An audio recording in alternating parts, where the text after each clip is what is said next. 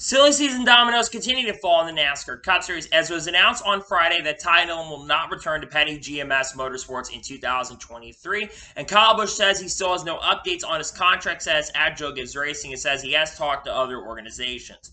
What's going on, guys? It's Daniel, and welcome back to our video. We've got a ton of NASCAR and other motorsports stories discussed here today on the channel. Let's go ahead and just jump straight in those really quickly. The first story we're going to talk about is New Hampshire for 2023, as they have a title sponsor for the race, and it's going to be called the Crayon 301. The Ambetter 301 will basically be, Ambetter will be moving their sponsorship over to Atlanta Motor Speedway for the Cup Series race over there. So Crayon, which is on to the NASCAR Xfinity Series race, is going to sponsor the New Hampshire race in 2023, confirming that New Hampshire will be back on the schedule once again in 2023.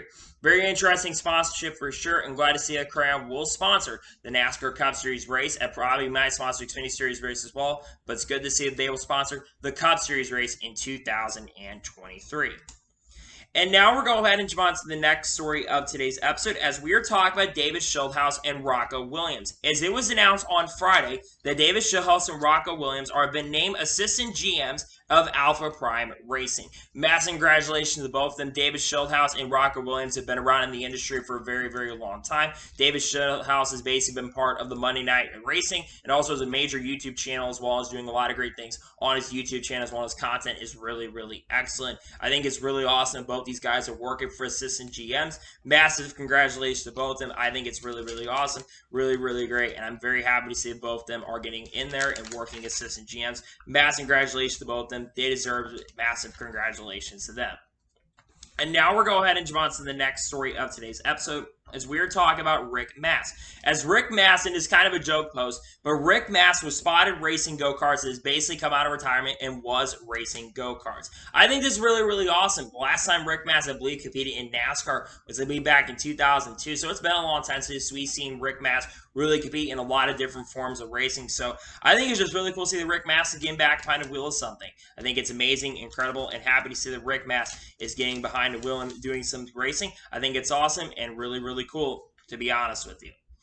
And now we're going to go ahead and jump on to the next story of today's episode, as we're going to talk about Bubba Wallace. Now, Bubba Wallace finally put together a really strong run yesterday and basically said after the race he was really proud of 2311 Racing and was in a really good mood after the race. Bubba Wallace had probably his best overall run so far of the 2022 season, finishing third and ran top 10 pretty much all day. And while there were some mistakes on pit road, they were really minor compared to other issues on pit road so far this year. He ran extremely well, had an amazing race, and it seems like DraftKings should be the sponsor of the car more, because it seems like it's been good runs when he has the DraftKings on there. He had a really sharp, I believe last year with the DraftKings sponsorship, finished third as well, I guess, with fuel mileage, but he genuinely ran in the top 10 pretty much all day, and he was very excited to run there, which again, as a fan of Bubba, I've been wanting to see him have some good runs, and it's great to see he had an amazing run. And again, he's just had such a frustrating year due to a lot of issues on pit road. He should have a lot more top 10s than top 5s, but for him to have a really strong run, I think is excellent,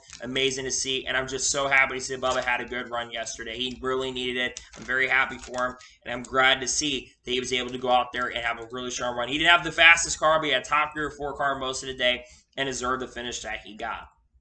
And now we're going ahead and jump on to the next story of today's episode, as we're talking about Brian Dozier.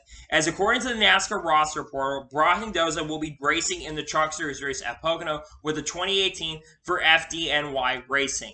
This, I believe, is the second or third race that FDNY Racing has entered so far this year. I believe the last time entered was Daytona, and I believe they unfortunately failed to qualify for that race. So they'll be looking, I believe, to make their debut so far this season. Brian Dozier is a lot older of a driver, so I'm not sure how he'll be able to make it. It will depend, of course, how many drivers enter the race. If there's more than 36 trucks, he'll have to race his way in basically on speed, which I don't know if that 28 truck is going to be fast enough, but it's cool to see he's entering the Truck Series race, and hopefully he'll be able to make the truck race this upcoming weekend at Pocono. And now we're going to go ahead and jump on to the next story of today's episode, as we are talking about Matias Gutierrez. As according to the NASCAR roster portal, Matias Gutierrez is going to drive the 22 for AM Racing this weekend at Pocono. Matias Gutierrez made a couple starts so far this year. His last start came a couple weekends ago at National Super Speedway, where he had a really impressive run and got a top 10 finish. I'm anticipating a pretty good run for Matias Gutierrez this weekend. He's been really impressive in this car so far this year, and at truck so far this year, he's been really good. AM Racing, been impressed with the multiple starts he's had so far this year. and I anticipate that he'll have a good run this weekend. I would not be surprised if he gets the top 15 finish. That'd be a really, really good run for the team, and hopefully he has a good enough run this weekend here at Pocono. And now we'll go ahead and jump on to the next story of today's episode, as we're talking about Brad Keselowski.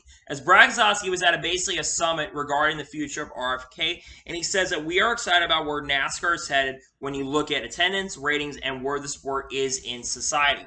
Talked about the future of his team as well, and basically analytics and the growth of RFK Racing. Now, RFK Racing, generally over the last couple weeks, I've been seeing massive improvements with the team. But not just that, you look at NASCAR in general.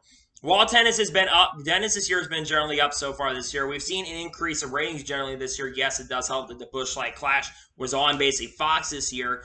And you also had them in the LA Coliseum. And you've had some other really impressive races that have come out so far this year for the team. But you look at the future of NASCAR. I think NASCAR's got a really bright future. And you look at the playoff grid, how many guys are winning this year so far. It's just been generally a really awesome and a great year for the sport. And I think Brad Keselowski really is on point when he talks about the future of NASCAR. I think NASCAR's generally got a really bright future ahead of itself, and I'm excited to see where NASCAR goes into the future. And now we're going to go ahead and jump on to the next story of today's episode, as we're going to talk about Noah Gragson and Landon Cassill. While we initially thought those guys were going to finish in the positions they finished, they unfortunately both DQ'd at New Hampshire. I believe Landon Cassill was too low in the rear of the car, and Noah Gragson was too low in the front of the car. First time, Brock Beer brought this up, basically this is the first time since 1960 we've had multiple DQs in a race. Both teams are not planning to appeal the penalty, so it stands where they are. That's unfortunate. Landon Cassill had a really good race. In fact, it was really one of the fastest cars in the race. It's a shame that was too low in the front. And then, of course, Noah Gragson, who had a good run, not a fantastic run, who had issues with Daniel Hemrick in the race. He basically had a good run at the end of the day, so it's unfortunate this takes Noah Gragson out of contention for the regular season. Again, they're not planning to appeal it, which I think makes sense. I don't know why would you appeal at this point. But anyways, it's unfortunate both those guys DQ are not planning to appeal, and I'm not surprised about that, to be honest with you. And now we're going ahead and jump on to the next story of today's episode, as we're going to talk about the Honda Indy Toronto. For the first time since 2019, the IndyCar Series made its return to Toronto, and Scott Dixon made history. Scott Dixon won his 52nd career IndyCar race. I was not able to watch the race, unfortunately, due to being on Peacock and the Cup Series race happening at the same time. But Scott Dixon becomes now tied for the second most wins all time in IndyCar with Mario Andretti. Scott Dixon's been looking for his first win all year. He seemed to be more competitive recently, so I thought it was only a matter of time for Scott Dixon was going to win, and now this kind of puts him somewhat in championship contention. He had a whole lot of hard-charging Colton Herta to win the race, but a really strong performance for Scott Dixon to get it done in the IndyCar race. Jimmy Johnson tried to play an off strategy for what I heard, and there was some contact, I believe, between Felix Rosenqvist and Alexander Ross in the race. But massive congratulations to Scott Dixon on picking up the victory. And there's only 6 races left to go in the IndyCar Championship. We've got a doubleheader coming up this weekend at Iowa. On Saturday, you have the one on Saturday, and at Sunday, you've got a doubleheader, and then there'll only be 4 races to go in the IndyCar Championship. But massive congratulations to Scott Dixon on picking up the victory. And now we're going to go ahead and jump on to the next story of today's episode, as we're going to talk about Dale Jr.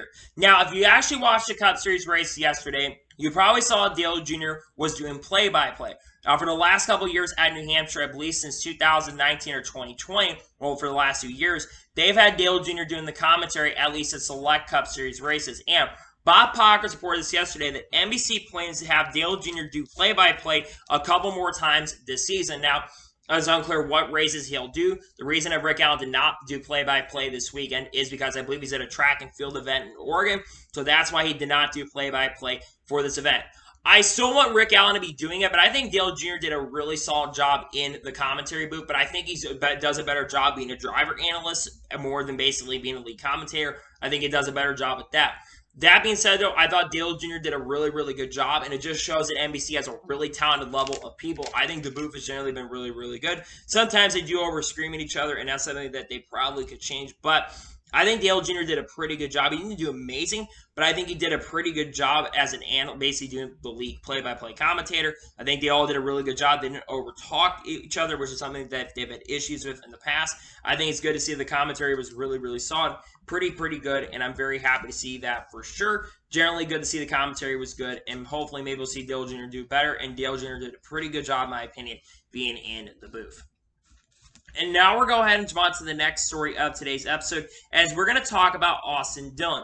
As Austin Dillon was talking about, we've got a lot of silly C stuff we're going to talk about. First, here's what Austin Dillon said about his intentions with Tyler Reddick. And he says that his relationship won't be a fracture despite Tyler Reddick's announcement. Now, Tyler Reddick, of course, will be driving for 2311 Racing heading into 2024. And Austin Dillon said he basically was really, really shocked by Tyler Reddick's announcement, but he did say he's very, very happy for Tyler Reddick that he will be heading to 2311 Racing in 2024 and doesn't expect a relationship to be fractured. Now, will Tyler Reddick's performance be affected? That's one thing to watch going forward. And will he continue driving for 2311? Will he continue driving for this team? That's one thing to watch going forward. I still anticipate he will be driving for RCR heading into the 2024 season. But it's good to see the relationship between him and Austin Dillon, Reddick's and Austin Dillon's relationship, at least as a teammates, won't be affected going into next year. That at least is a really good thing to see, and that's at least good to hear for sure. Very happy about that for sure, and I'm glad to see that they will not be affected by this announcement. Despite that happening, they won't be affected.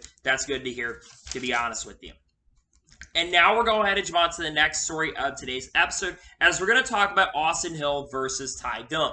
Now, after the NASCAR Xfinity Series race took place, back in the garage, Austin Hill and Ty Dillon were getting into a really heated conversation. Seems like it was really words exchanged in the back of the garage. It seems like they're racing really, really hard. It seemed like both of them were having a heated exchange and heated moment in the garage. I'm not sure what really precipitated them to both be really, really angry with each other, but these two potentially could be teammates going into next year at RCR in the Xfinity Series next year, and you don't want these both really going after each other. So I was really shocked to see both of them angry at each other. We really never got a full story on what exactly happened. We just said they were not happy with each other in the garage, which kind of major surprise to me, considering it seems like they basically are technically teammates since they both had alliance together in the race. I was really surprised by this, and this could affect Big Machine Racing, especially if Ty Dillon is going to run more races this year with the team. I'm really surprised on what happened there. I was kind of shocked by what was going on there between. Again, Ty Dillon should be performing better. I know it's Big Machine Racing, but Austin outperformed Ty Dillon a majority of this race. Definitely a big surprise for sure, and I was a little surprised to see that Austin and Ty Dillon were getting into somewhat of a heated conversation.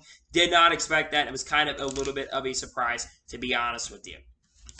And now we're going to go ahead and jump on to the next story of today's episode, as we're going to go ahead and talk about Tyler Reddick. As Tyler Reddick was asked by the media in regards to his future with Reddick Racing, it says he's had no discussion with anyone at RCR about leaving after the 2023 season. He has not even thought about making a move away from RCR, and he plans to continue his contract with Reddick Racing at least through the 2024 season.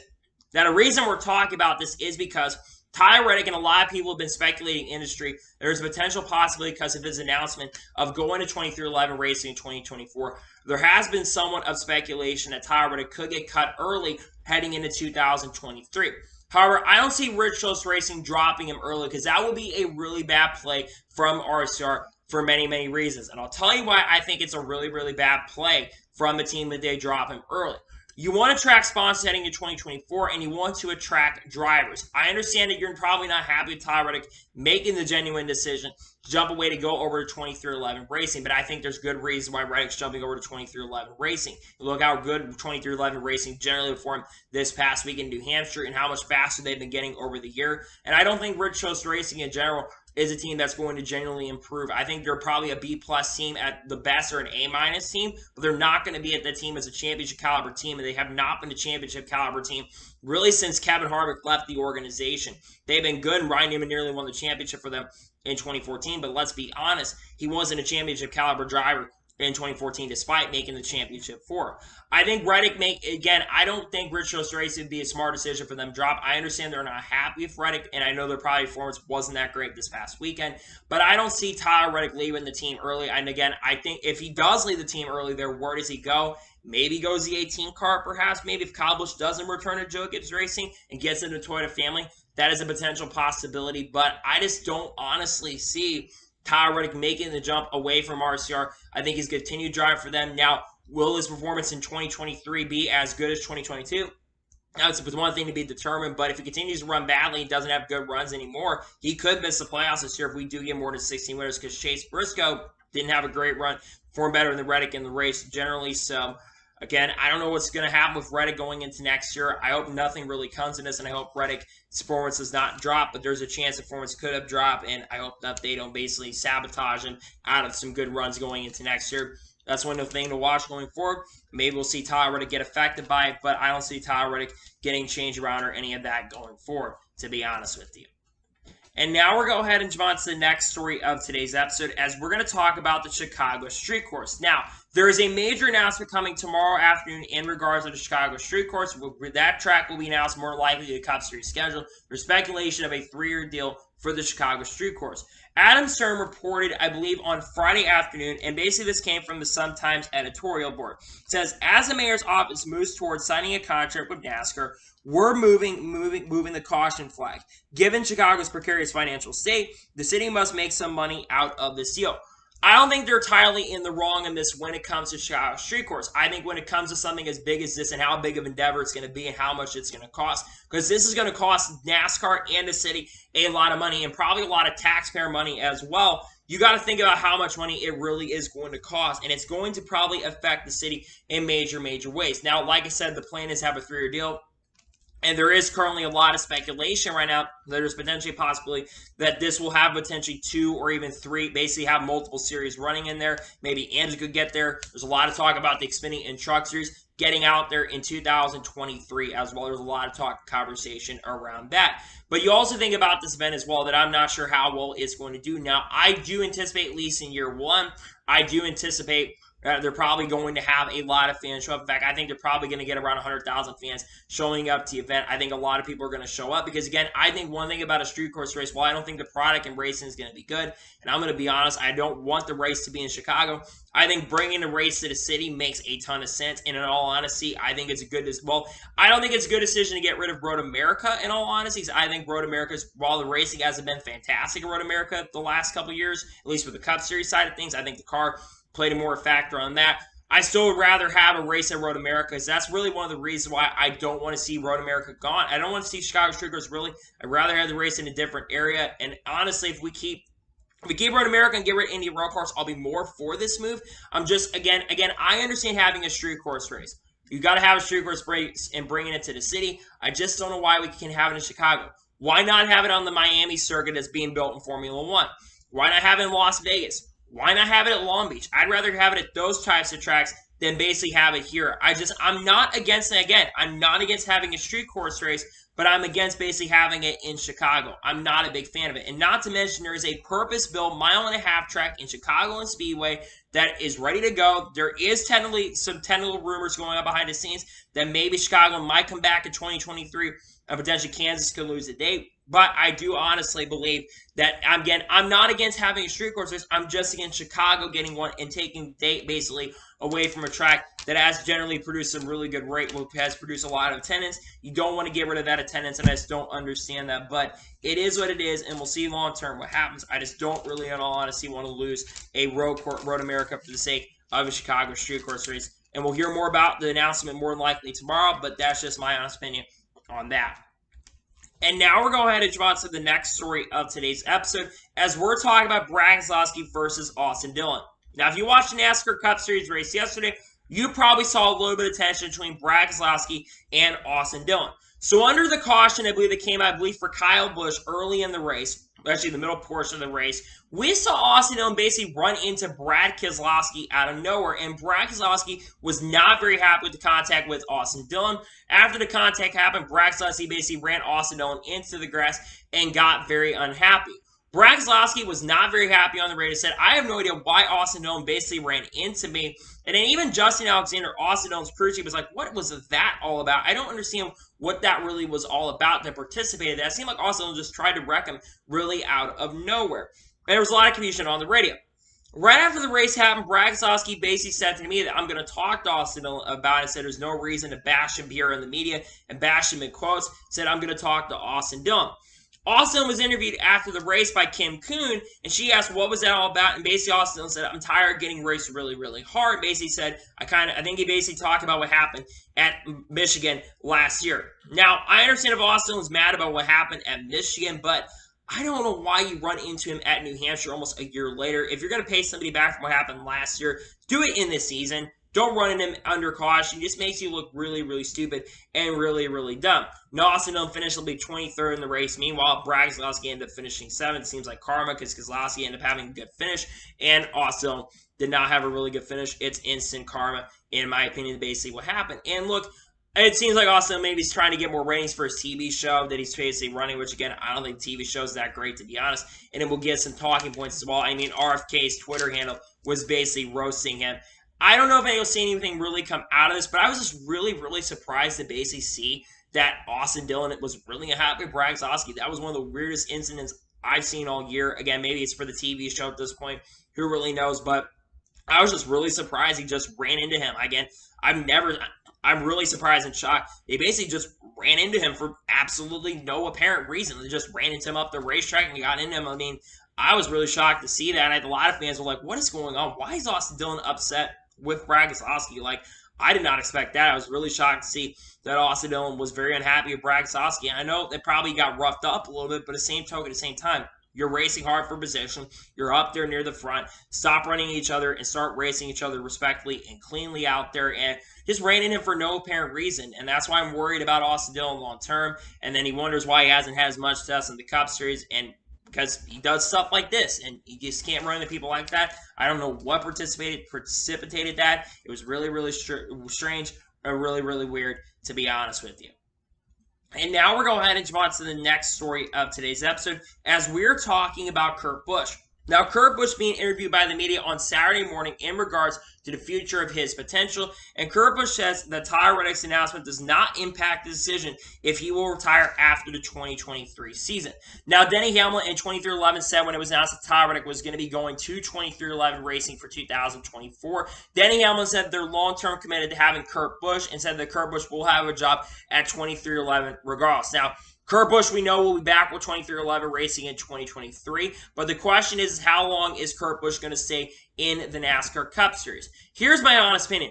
I think there's a good chance that Kurt Busch could retire after the 2023 season, and next year could be his last year with 2311 racing. However, I think Kurt Busch is still going to want to compete after 2023 with 2311 racing. There's also potential that they could expand to a 3-car operation. Now, what could the third number be for Tyler Reddick going into 2024 if he does go to 2311? I think it's obviously going to be the 32 car if he does end up going there. But 2311 Racing has also said, and they might change their mind in the next couple of years if NASCAR does change their business model, but they said they're probably not going to expand to 3-car operation. However, this might be different now because they just announced Tyler Reddick to the organization. So you think about Kurt Busch. Now, I think Kurt Busch has been, while he's been having somewhat of a down year so far in 2022, he's already scored a win this year. He's scored a lot of top 10s and a couple top 5s so far up to this point in the 2022 season. But how much longer is Kurt Busch going to want to stay? I think Kurt Busch honestly could compete for another 4 or 5 years. I know that sounds crazy, but I think Kurt Busch has still potential to be basically working at 2311 Racing as a driver for the next 4 or 5 years. But the question is, how long does he stay? Depends on sponsorship things, but again, I think he could stay long-term with the organization and still perform to a really, really strong and a really, really good level. He's in the playoffs currently at the moment. He's not in jeopardy right now of missing the playoffs. I know basically there's potential of still having more winners this year. We still got 6 races left to go in the regular season, but I still think Kurt Busch is a really good and really solid driver, and because Bubba Wallace, he's not going anywhere. A lot of people, whether you like him or not, Bubba Wallace is bringing the sponsorship funding. If he continues to have runs like he did this past weekend in New Hampshire in 2311 Racing, continues to perform, I think they'll do great. Now, I think also Kurt Busch would be a great mentor for the team long term, but they've all said he could have an office job and also talked about maybe working at Fox Sports with his colleagues, but it's unclear how long Fox is going to be around because Fox Sports, their contract ends through 2024 because the TV deal, there's going to be more speculation on that long term. But again, I just think Kurt Busch is still a really good driver at this point. I want to see Kurt Busch stay for as long as possible, as long as he wants to stay. I like to see Kurt Busch stay until he's almost 50 years old and be one of the oldest Cup Series drivers in the field. We're going to see what happens long-term in regards to Kurt Busch, but I really hope that Kurt Busch does stay long-term. He's still a really solid driver, knows how to get it done, and I hope Kurt Busch does stay long-term in the NASCAR Cup Series with 2311 Racing long-term, to be honest with you. And now we're going to go ahead and jump on to the next story of today's episode, as we're talking about Erik Jones. Now, Erik Jones was being interviewed by the media this past weekend, and we're going to talk about the 42 car here in just a little bit.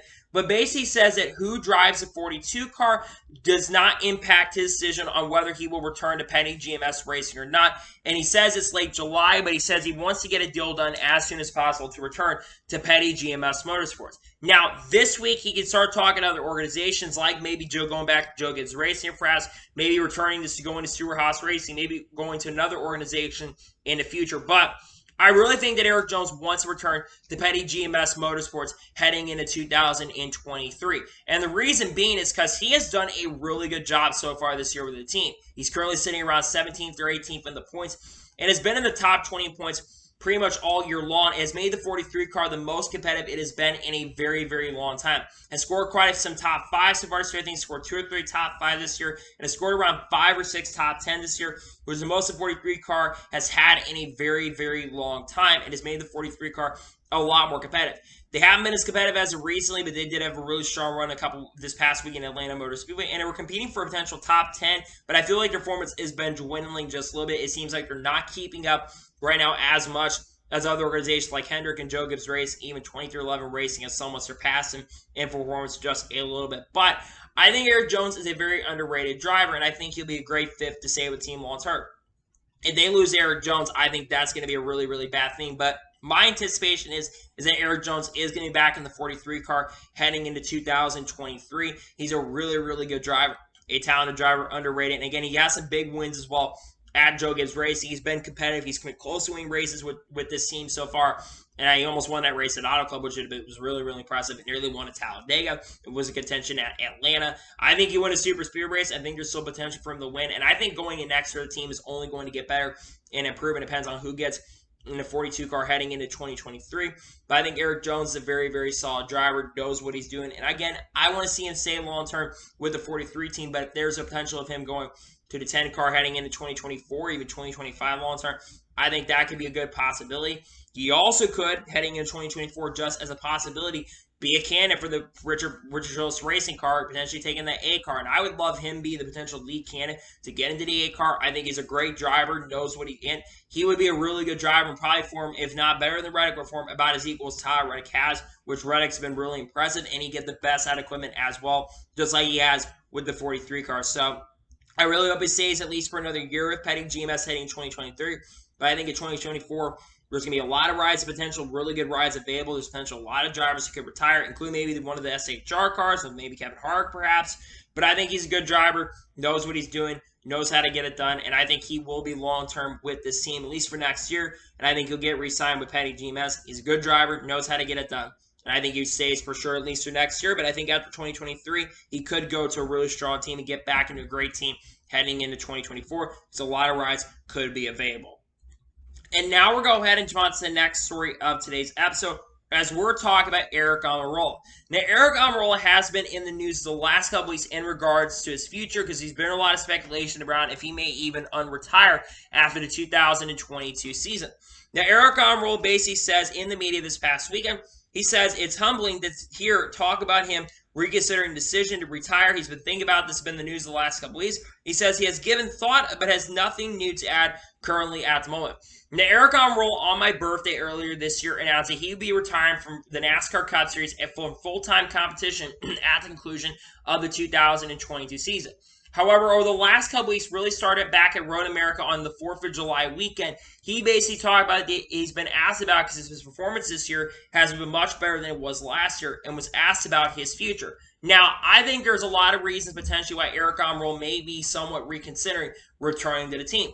One of the big reasons is because of its major sponsorship from Smithfield. Smithfield right now only has a deal through this season, and if you notice this year, because they basically think he's going to be leaving, he has had less races with Smithfield on the car.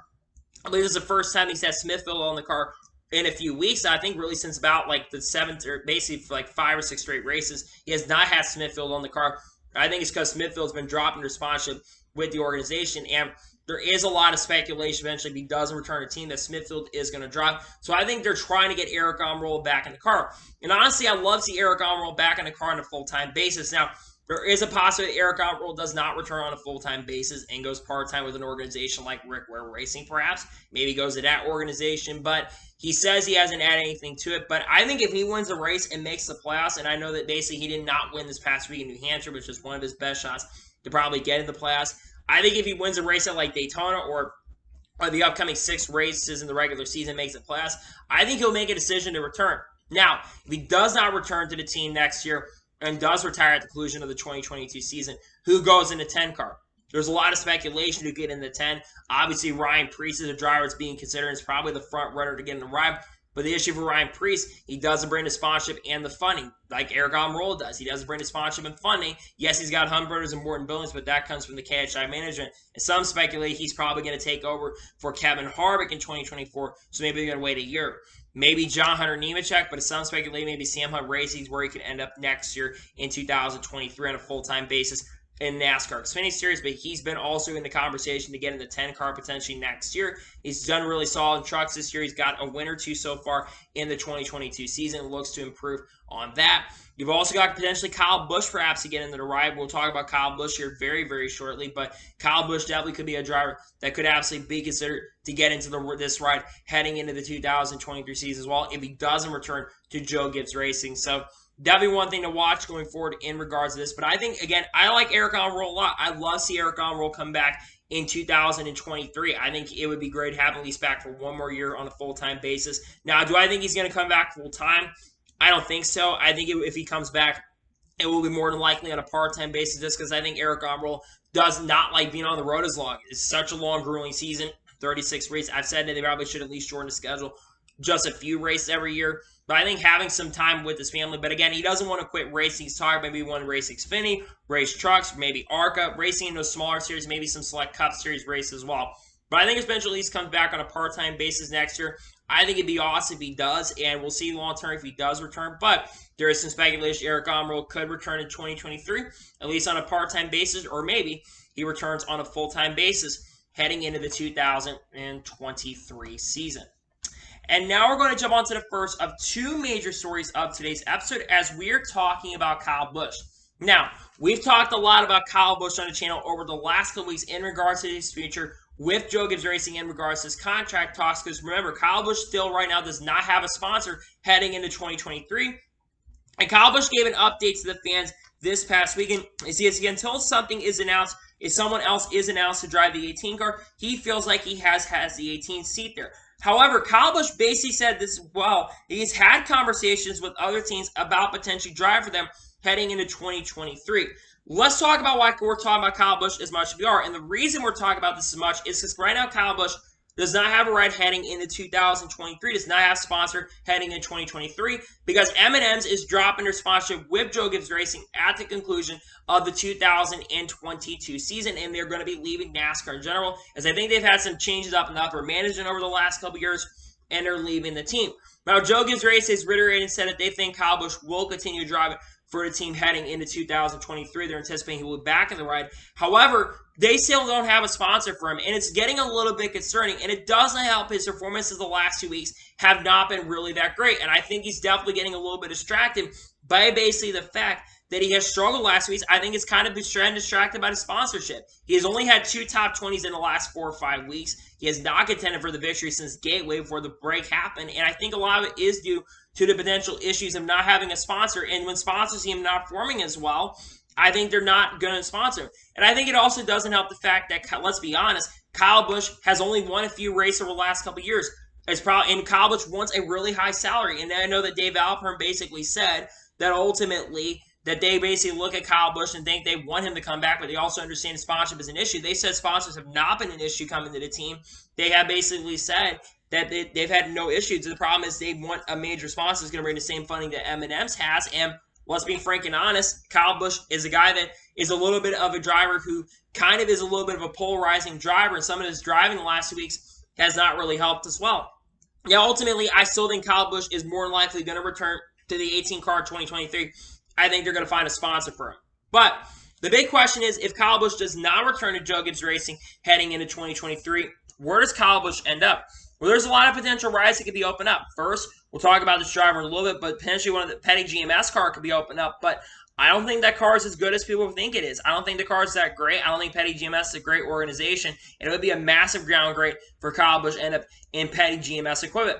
The next team I think about is Stewart-Haas Racing, which I think is the most likely where he goes up if he doesn't end up in Joe Gibbs Racing in 2023. And the reason being is because that 10 car right now is still available. And it would be definitely really interesting to have Kevin Harvick and Kyle Busch on the same team, considering both those drivers have had a history in the past going back to 2010 and 2011 and other years as well. But I think it'd be very interesting if both those guys work together, and it would be really good to have a veteran presence on that team, and Kyle Busch would do great.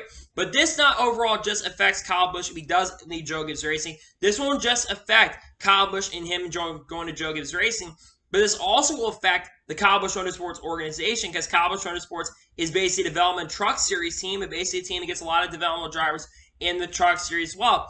If they go to Ford, you lose that Toyota developmental team. Yes, you got Thorsport and a couple of organizations that could become Toyota organizations, but you lose a lot of Toyota development. And if you, like I said, if you lose Kyle Busch for Toyota, that is going to be a massive, massive drop. And I said this on Twitter, basically said, if we don't get Kyle Busch back in basically the Joe Gibbs car heading into 2023, this is going to be probably the biggest silly season bombshells in a long time since probably Dale Jr. leaving his own organization to drive for Hendrick, would also, funny enough, involved Kyle Busch as well, because he was driving a 5 car and went over there. And you look at how much success Kyle Busch has had at Joe Gibbs Racing so far in his career. He has scored so far, like most of his career wins. I think he scored like 50-something wins with the team. He's won 2 championships. He's been Toyota's most successful driver. But if they lose Kyle Busch at the conclusion, that's going to be bad. Now, if Kyle Busch does not return to the 18, also, who gets into the ride? Now, potentially Tyler Reddick could get in the ride, perhaps, because Tyler Reddick does have that cup. Has basically, some people think he's not going to leave the team. However, I still think more than likely he'll return to RCR. So then you got to think about Ty Gibbs. Now, Ty Gibbs, they want to keep Ty Gibbs in the Xfinity Series at least for another season. However, there is a potential possibility that they do overall drop Ty Gibbs from the Cup, basically jump Ty Gibbs up to the Cup Series as well if Kyle Busch doesn't return to the team. He's got sponsorship and is committed to the team, and I think he's definitely ready to jump up the Cup, but I think he'll struggle. This is a story long-term we're going to continue to watch, but it's a little concerning the fact that Kyle Busch does not have a sponsor heading into the 2023 season. It's a little concerning, and there's a potential possibility he does return to Joe Gibbs Racing. However, I still think more than likely he returns, but this is definitely a story to watch long-term going forward, to be honest with you. And now we're going to go ahead and jump on to the final major story of today's episode, as we are talking about Ty Dillon. As it was announced on Friday afternoon that Ty Dillon will not return to Petty GMS Motorsports in 2023. They all released a statement thanking Ty Dillon for his commitment with Petty GMS Motorsports and will not return to the team. Currently, the favorite we'll talk about in a second, but this definitely is a major, major surprise to me that Ty Dillon is not returning to the 42 car. But I think there's potential reasons why he's not returning to the 42 car heading into 2023. I think one of the reasons is Ty Dillon has not performed as good as Erik Jones has. Ty Dillon has only had, I think, 1 top 10 so far in the 2022 season. Now, he's not performed absolutely horrendously, but he's only had 1 top 10 so far this year. Compared to Erik Jones, he's had 2 top 5s, and I think 6 or 7 top 10s so far in the 2022 season. And I think they want to bring someone into the organization that is potentially going to do really, really well. But at the same token, at the same time, it's kind of unfortunate because Ty Dillon had just gotten back up to the Cup Series on a full-time basis, really after being out of the Cup Series on a full-time basis for basically a season. And he really didn't think at the time he ever get back in the Cup Series. It's been a tumultuous career. So it's definitely unfortunate to see that Ty Dillon is out of the ride. However, I will say this is probably not the end of the world for Ty Dillon heading into 2023. I think Ty Dillon is going to end up in the Xfinity Series. I don't see him going to a Cup ride heading into 2023 unless on a part-time basis, unless like Gaunt Brothers comes back perhaps, or another organization. Maybe he goes to the A car, but I don't see him going there. So, where does he end up next year? There's a couple organizations I think about. First, he could have been the RCR Xfinity Series program. They have a 3rd car they potentially could have in 2023. They had that 3 car they ran with Jeffrey Earnhardt and a couple other drivers so far this year. So I think that potentially he can go to the 3 car next year and drive for them. But I know that he basically has been trying to get away from working with his grandpa and wants to kind of make his own brand and image, which I like and respect that as well. And I think that'd be a great team to go to as well and drive for his own organization. He could go to Big Machine Racing, and there's a lot of speculation he could end up in the 48 car next year for Big Machine Racing. He just rode for them this past weekend, probably as an audition for 2023. Had a pretty solid run, got a top 10 finish. Yes, there was a lot of attrition in the race that really helped him out, but he did end up having a pretty good run in that race as well and ran top 15 a majority of the race. That could be a team he could end up going to and impress that team. potentially getting that ride, but there's also other drivers who could be speculated to get into that ride as well. Maybe Trevor Bayne perhaps jumps away from Joe Gibbs Racing and goes over to that team. Who knows at this point. Another team that I've heard behind the scenes is Kaulig Racing is a team that's potentially being looked at for Ty Dillon, because Ty Dillon, basically RCR and Kaulig basically have an affiliation together. And while I know Landon Cassill right now is driving a 10 car, I just don't know if he'll return to the team. You've got, of course, Daniel Hemrick can go up the Cup as well on a full-time basis with Kaulig heading into 2023.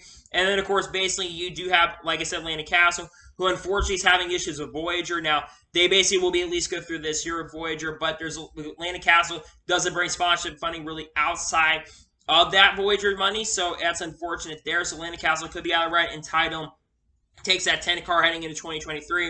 And I think he'd do pretty well. Not fantastic, but he'd do pretty well. But we're going to see long-term what happens to Ty Dillon.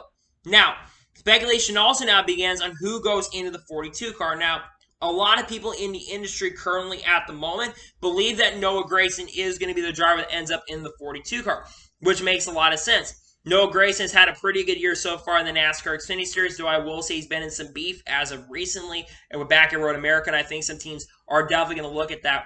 However, Noah Gragson apologized for the incident. Well, didn't really apologize, but basically took responsibility for the incident in some ways, basically what happened there, and I think he definitely will be looking to jump up the Cup. And he has made some Cup starts so far this year. While not the greatest runs, I do think the 16 cars had a lot of problems when it comes to their issues on performance, basically their issues when it comes to having issues behind the wheel, and basically issues with mechanical issues and gremlins so far this year. And the 16 just needs to get some of those mechanical issues fixed for them to contend for victories. Also, Noah Gragson, I think he's been good, and I think he's definitely ready to make the jump up the Cup, and he's been wanting to make the jump up the Cup. I think the 42 car would be a really good option for him. So I think Noah Gragson more than likely is going to end up in the 42 car heading into 2023, which I think no disrespect to Ty Dillon, but I think Noah Gragson will perform a lot better in that 42 car than Ty Dillon has performed in that 42 car. I think Noah will be very similar to what Eric Jones is doing, maybe a little bit off what Eric Jones is doing. I think Eric Jones is just that good of a driver, but I really honestly do believe that Eric Jones is going to, I think Noah Gragson will perform very similar to what Eric Jones has done. I think he'll be hit tender for the playoffs in the 42 car, and I think he'll do very, very well. Look, I feel bad for Ty Dillon in a lot of ways, though. I do think he kind of just got back to the Cup Series, but at the same token, at the same time. And let's not forget, this past weekend, he performed horrendously. Got out-qualified BJ McLeod and got wrecked in the race early. That doesn't help. Got into beef with Austin Hill. That doesn't really help. And then with everything around the industry, around RCR and everything, it's just Ty Dillon probably wants to perform as good as his brother has, and let's be honest, he just hasn't performed as well, and he's a little bit older of a driver too.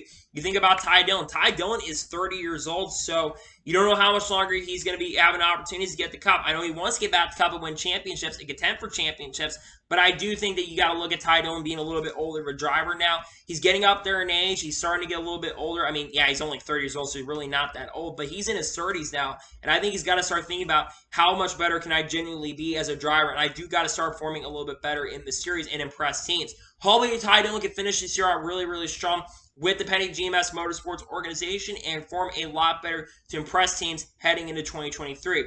We're going to see what happens long term, but hopefully he can form well enough to impress some teams heading for into 2023 and end up in an organization heading into next year. So anyway, that is today's long NASCAR and motorsports video. I want to thank you guys for watching. Please subscribe to the channel, notification on to be notified when a video does go live on my channel. Follow me on Twitter, Facebook, and Instagram, and support my page as well. Let's get over that and comment your thoughts on today's video. What are your thoughts about Ty Dillon not returning to petty GMS Motorsports in 2023? And do you think ends up in the 42 car? Let me know in the comments below. And what are your thoughts about Kyle Busch's future? And do you think he returns to Joe Gibbs Racing or not? Let me know in the comments below. Tomorrow on my channel, we're going to have a NASCAR picks video for Pocono as we get into getting into crunch time for the playoffs. And also on Wednesday, we're going to have a NASCAR news video surrounding the Chicago Street Course news and other news in the industry. And Thursday, I think I'm going to release a video in regards to the A car and 10 drivers who could get in the A car in 2023. Let me know in the comments below. So anyway, like I said, I want to thank you guys for watching today's video, and I'll see you guys next time for some more great, awesome NASCAR and other motorsports content on the channel like this. Take care, everybody.